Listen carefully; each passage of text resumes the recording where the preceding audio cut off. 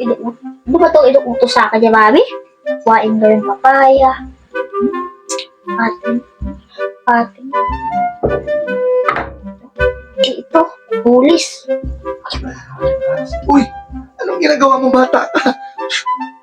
Ba't yung ginagamit mo sa pag-iwan ng papaya?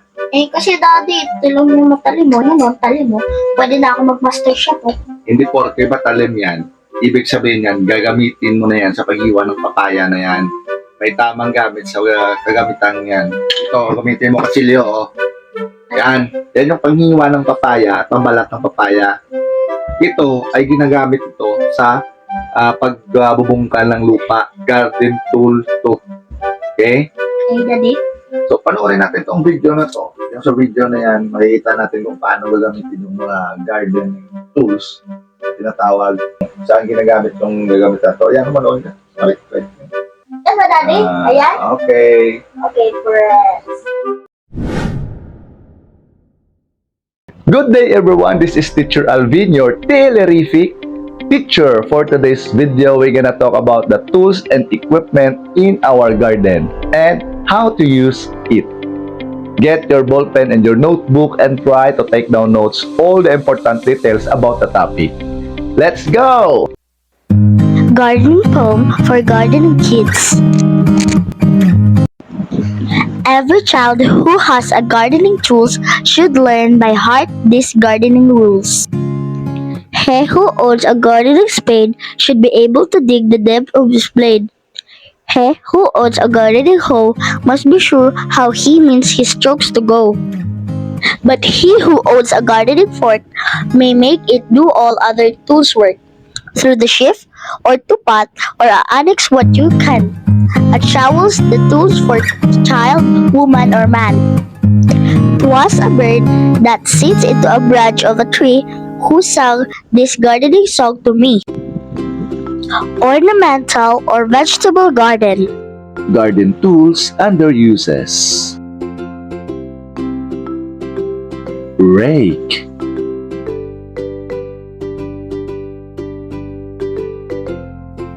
Used for collecting dried leaves, grass, and dirt. Spade. Used to break, mix, cut, and transfer soil to other places. Spading fork. Used for mixing manure. Shovel. Used for cultivating or digging the soil. Hoe. Used for cultivating, weeding, or loosening the soil around the plant. Trowel. Used for cultivating the soil around the plant. Pick mattock. Used for chopping roots when digging or making a trench. Wheelbarrow. And shears. Wheelbarrow used for carrying tools and garden soil from one place to another.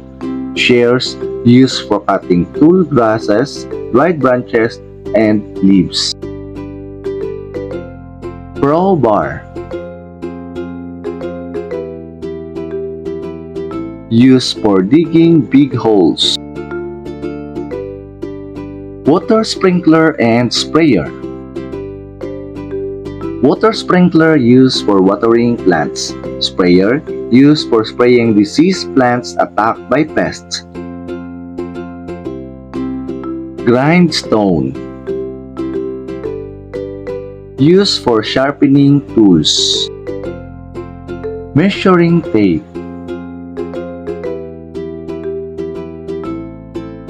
Bolo.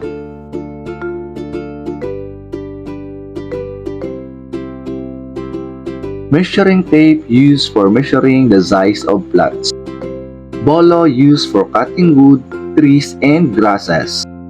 After using the tools in the garden, clean each one of them and store them properly. For proper care and maintenance of tools and equipment, observe the following. First, tools should be kept in their proper places. Second, clean and dry the garden tools after using and before keeping them. To prevent any untoward incident, place the sharp edge and pointed tools in a cabinet. Fourth, to avoid getting hurt, do not play with garden tools for they might get broken. Fifth, white for the metal parts with oil to prevent rusting if the tools will not be used for a long time. 6. Repair any broken tool at once to save time. 7. Sharpen the tools so that they will be in good condition and ready for the next use. Garden makes good use of some basic tools. These appropriate basic tools are meant to carry a specific functions to accomplish a task. Tools make gardening much easier and more convenient. In using any of the tools and equipment for plant, remember to practice these simple health and safety practices. First, have the right tool for planting trees and fruit-bearing trees. Next, use the right tool for the right purpose. Lastly, wear the proper attire when planting. Let's do this! I will give you 5 minutes to identify the terms being described in its statement. Write your answer on the line. Let's go!